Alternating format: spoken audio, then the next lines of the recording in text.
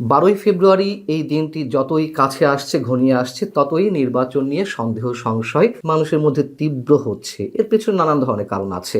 সরকারের বিভিন্ন ধরনের বিতর্কিত কর্মকাণ্ড, নির্বাচন কমিশনের বিতর্কিত কর্মকাণ্ড, আইন শৃঙ্খলা জনিত যে অবস্থা ক্রমান্বয়ে যে ভয়ঙ্কর হয়ে উঠছে, সেটি তো অবশ্যই অন্যতম একটি কারণ। পাশাপাশি জামাত এবং এনসিপির পক্ষ থেকে যে নানান ধরনের বক্তব্য, বিবৃতি, কর্মকাণ্ড, সবকিছু মিলিয়ে এই সন্দেহ সংশয় মানুষের মধ্যে তীব্র হচ্ছে এবং অবস্থা এমন একটা পর্যায়ে গিয়ে পৌঁছেছে যে নির্বাচন প্রতিহত করতে বিদেশি শক্তির হস্তক্ষেপেরও প্রয়োজন হয়ে উঠেছে পক্ষান্তরে। আমরা এই কথা বলতেই পারি। কেন বলছি এই কথা?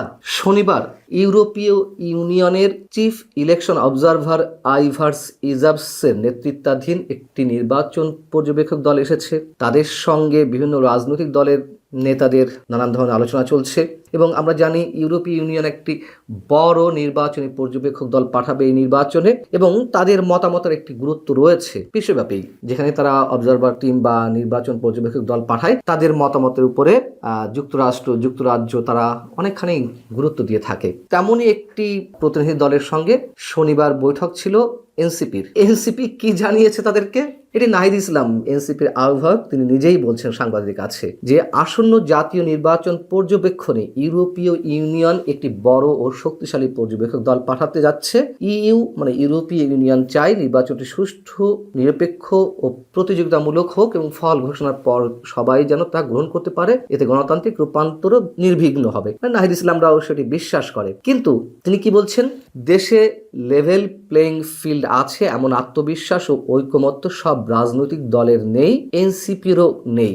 এটি ইউরোপীয় ইউনিয়নের যে প্রতিনিধি দল তাদেরকে জানিয়ে দেওয়া হয়েছে। তিনি বলছেন যে একটি বিশেষ রাজনৈতিক দলকে সরকারি সুযোগ সুবিধা ও বিশেষ প্রোটোকল দেওয়ার মাধ্যমে প্রশাসনের বিভিন্ন স্তরে পক্ষপাতের বার্তা যাচ্ছে, যা নির্বাচনী মাঠে অসমতা তৈরি করতে পারে। এই কথাগুলো এনসিপি এবং জামাত গত কয়েকদিন ধরে অনবরত বলে আসছে, সব জায়গাতে, সব ধরনের সমাবেশে কিংবা প্রেস ব্রিফিং এ। এখন বিষয়টা হচ্ছে যে কেন ইউরোপীয় ইউনিয়নের পর্যবেক্ষক দলের প্রতিনিধির কাছে এমন অভিযোগ নাহিদ ইসলাম করলেন? এর নানান ধরনের কারণ আছে, নানান ধরনের বিষয় আমাদের সামনে উপস্থিত হতে পারে। এক নম্বর হচ্ছে যে নতুন বন্দোবস্তের কথা বলে আসছে এই যে জুলাই যোদ্ধারা কিংবা তাদের সমন্বয়ে যে গঠিত রাজনৈতিক দল বা কিংস পার্টি এনসিপি, তারা তো নতুন বন্দোবস্তের কথা একেবারে ঢাকঢোল পিটিয়ে বলে আসছে। নতুন বন্দোবস্ত যে কতটা কায়েম হয়েছে দেশে গত 17 মাসে তা তো আমরা ঢের ভালো জানি। এখন নতুন বন্দোবস্তের মধ্যে পড়ে যে আমরা বিদেশি শক্তির হস্তক্ষেপ চাইবো না কোনো কিছুতে, ইভেন নির্বাচন ইস্যুতে। আমরা দেখেছি এর আগে প্রতিটি সরকারের সময়, সেটি বিএনপি হোক, আওয়ামী লীগ হোক, রাজনৈতিক যে কোনো সংকটে আমরা বিদেশি শক্তির দ্বারস্থ হই, তারা এসে এখানে নাক গলায়। তো সেটি আবার আমাদের সামনে উপস্থিত হলো নতুন বন্দোবস্তের নামে। এনসিপি সেটি আমাদের সামনে খুব ভালোভাবে উপস্থাপন করলো যে কতটা নতুন বন্দোবস্ত হচ্ছে এই দেশে। ন্যাক্কারজনক একটি ঘটনা। দ্বিতীয়ত হচ্ছে কেন তারা ইউরোপীয় ইউনিয়নের কাছে এই অভিযোগটি করলো, বিদেশিদের কাছে কেন তারা এই ধরনের অভিযোগ এখন করছে? যেহেতু ইউরোপীয় ইউনিয়ন নির্বাচন কমিশনকে নানান ধরনের সহযোগিতা দেয়, আর্থিক সহযোগিতা থেকে নানান ধরনের কারিগরি সহযোগিতা নানান পর্যায়ে তারা দিয়ে থাকে এবং তারা একটি বড় নির্বাচনী পর্যবেক্ষক দল পাঠিয়ে থাকে, এবারও পাঠাবে, এই নির্বাচন নিয়ে যাতে তারা প্রশ্ন উত্থাপন করে। এবং আমার কি মনে হয় জানেন, এটি টম অ্যান্ড জেরির খেলা চলছে। ডক্টর মোহাম্মদ ইউনূস একদিকে তারেক রহমানকে বিশেষ নিরাপত্তার নামে অস্বাভাবিক নিরাপত্তা দিচ্ছে, এটা সত্য কথা। তারেক রহমানের জীবনের ঝুঁকি রয়েছে, তার নিরাপত্তা, বিশেষ নিরাপত্তাও দরকার, কিন্তু ভিভিআইপি প্রোটোকল যখন দেওয়া হবে তখন সেটি অবশ্যই প্রশ্নবিদ্ধ এবং এটি দিয়ে দেখাতে চাইছে যে আমরা তোমাদের সাথে আছি। কিন্তু এদিক থেকে এনসিপি এবং জামাতকেই আখেরে সব ধরনের সুযোগ সুবিধা দেবে বলে অনেকে মনে হয়, এমনকি নির্বাচনের ফলাফলেও সেটি প্রভাবিত হতে পারে। একটু হিসেব মিলিয়ে দেখুন, ডক্টর মোহাম্মদ ইউনূস, তার যে সরকার, তার ভর কেন্দ্রগুলোর মধ্যে তো 1 নম্বরে এনসিপি, দ্বিতীয়ত জামাত, তৃতীয়ত বিএনপি। তো এনসিপির ছাত্র নেতারাই তো ডক্টর মোহাম্মদ ইউনূসকে ক্ষমতায় বসিয়েছেন, প্রধান উপদেষ্টার পদে বসিয়েছেন। একথা তিনি নিজেই বলেন। আমাদের মনে করার কোনো কারণ আছে যে ডক্টর মোহাম্মদ ইউনূস এনসিপি এবং জামাতের কোনো অভিমত বা মতামতের বাইরে যাবে? এমনটি মনে করার কোনো কারণ নেই। তারেক রহমানের নিরাপত্তা ব্যবস্থাটা একটু চোখে লাগার মতন, আমি নিজেই বলেছি, কিন্তু এটিতে সমাধান করা যেত সরকারের সাথে হার্ড লাইনে কথাবার্তা বলে কিংবা নির্বাচন কমিশনের সাথে বলে এটি করা যেত। সেটি বিদেশি শক্তি শক্তির প্রতিনিধিদের কাছে কেন বলতে হবে, কেন অভিযোগ জানাতে হবে, এবং এই সবই নির্বাচনকে প্রতিহত করার বা নির্বাচন যাতে না হয় তারই ষড়যন্ত্রের একটি অংশ।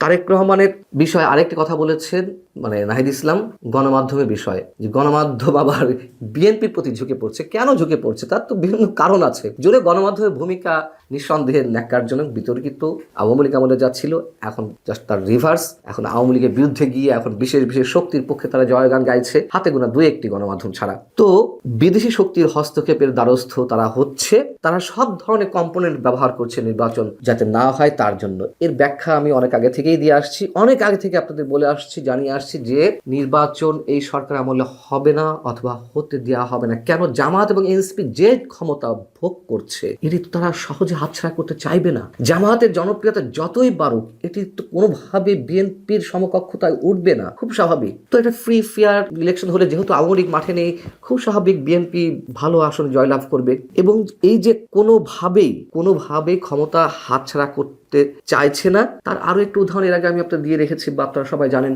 জামায়াতে আমির ডক্টর শফিকুর রহমান, তিনি তারেক রহমানের সাথে দেখা করে বললেন যে আগামী 5 বছর যেন সবাই মিলেমিশে সরকার পরিচালনা করতে পারে দেশের স্বার্থে, এই জন্য একটা জাতীয় সরকার গঠন করতে হবে। মানে তারা কথা আদায় করে নেওয়ার চেষ্টা করছে যে বিএনপি যদি সরকার গঠন করে সেই সরকারের অংশীদার জামাত হতে চাই, এবং নিশ্চয়ই 2-1 মন্ত্রিত্বের ভাগ নিয়ে তারা জামাত সেই সরকারে যাবে না।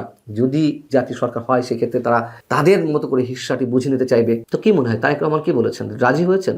নিশ্চয়ই না। হয়তো তিনি বলেছেন আচ্ছা ঠিক আছে, দেখা যাক, আমরা তো চাই সবাই মিলেমিশে সরকার পরিচালনা করি দেশের স্বার্থে, এই ধরনের কথা তো বলেছেন। কিন্তু সম্ভবত ডক্টর শফিকুর রহমান তাতে আশ্বস্ত হতে পারেননি বিধায় এখন সব ধরনের উইং খোলা রেখে সব ধরনের কম্পোনেন্ট দিয়ে তারা সব ধরনের চেষ্টা করে যাচ্ছে কিভাবে নির্বাচন প্রতিহত করা যায়। যেমন ধরুন যে আমি অনেক আগে থেকে বলে আসছি, আবারও বলি, যে একটা পর্যায়ে গিয়ে জামাত এনসিপি এরাই নির্বাচন করতে দিবে না। ধারাবাহিকতাগুলো দেখুন। প্রথমে বললো স্থানীয় সরকার নির্বাচন করতে হবে, তুমুল আওয়াজ তুললো জাতীয় নির্বাচন আগে স্থানীয় সরকার নির্বাচন, সেটাতে পারলো না। তারপর বলা হলো যে সংস্কার প্রস্তাবের আইনগত ভিত্তি দিতে হবে, জোর গলা উচ্চারণ করতে লাগলো। সরকারের উপদেষ্টা ঝাঁপ দিয়ে পড়লেন কিভাবে আইনগত ভিত্তি দেওয়া যায়, তার জন্য বিশেষজ্ঞদের মতামত নেওয়া হলো। বিএনপির আপত্তির মুখে পারল না। এরপরে কি হলো? বলা হলো যে আগে গণভোট করতে হবে জাতীয় নির্বাচনের আগে, সেটিও পারল না। সরকার সেটি চাইছিল যে জাতীয় ঐক্যমত্য কমিশন বা ডক্টর আলী রিয়াজের মতো মানুষরা, তারা সব ধরনের চেষ্টা করছিলেন কিভাবে গণভোট আগে করা যায়। হাস্যকর সব ব্যবস্থা জামাত এনসিপির পক্ষে, সব এগুলো খেলা। ডক্টর মোহাম্মদ ইউনূসের যে টিম আছে সেই টিম দিয়ে এগুলো খেলানো। এখন এসে বিদেশি শক্তির কাছে অভিযোগ জানানো হচ্ছে যাতে তারা এই নির্বাচনকে বিতর্কিত করে, প্রশ্নের মুখে নির্বাচনী পর্যবেক্ষক দল না আসে এমন একটি ঘোষণা তারা দেয়। লেভেল প্লেইং ফিল্ড নিশ্চিতের নামে তারা এই প্রশ্নগুলো উত্থাপন করতে পারে। এবং লিখে রাখুন, যদি লেভেল প্লেইং ফিল্ড হয়ও, লেভেল প্লেইং ফিল্ড তো আছে, কিন্তু তারেক রহমানকে ব্যক্তিগত জায়গা থেকে নিরাপত্তা ব্যবস্থাটা একটু বেশি দেওয়া হচ্ছে। এই তো ধরুন একটা সহনীয় মাত্রায় কমিয়ে আনা হলো। তারেক রহমানের নিরাপত্তা তো দরকারি, অবশ্যই দরকার, এটি সবাই জানে আমরা, যে তার জীবন হুমকির মুখে, ঝুঁকির মুখে। আর যতই আমরা বলি যে আইন সবার জন্য সমান না, এগুলো পুস্তকের কথা, এগুলো স্রেফ বাণী। নইলে তারেক রহমান যেমন একদিনে ভোটার হলেন, এটা কি সম্ভব ছিল? অন্য কারোর কেউ মৃত্যু শয্যাশায়ী মনে করুন, তিনি নির্বাচন কমিশনে যেতে পারছেন না বা তার একদিনের মধ্যে ভোটার হতে হবে, এটা কি সম্ভব? কারোর জন্য সম্ভব না। যাই হোক, আইন সবার জন্য সম্ভব না। তারেক রহমান একদিনে ভোটার হয়েছেন, সেটি নিয়ে আমার কোনো প্রশ্ন নেই। কিন্তু তার নিরাপত্তা ব্যবস্থাটা যদি একটা সহনীয় মাত্রায় নামিয়ে আনা হয়, তারপরেও দেখা যাবে এরা নতুন নতুন অজুহাত তুলছে নির্বাচনকে বিতর্কিত করতে, নির্বাচন প্রতিহতর জন্য।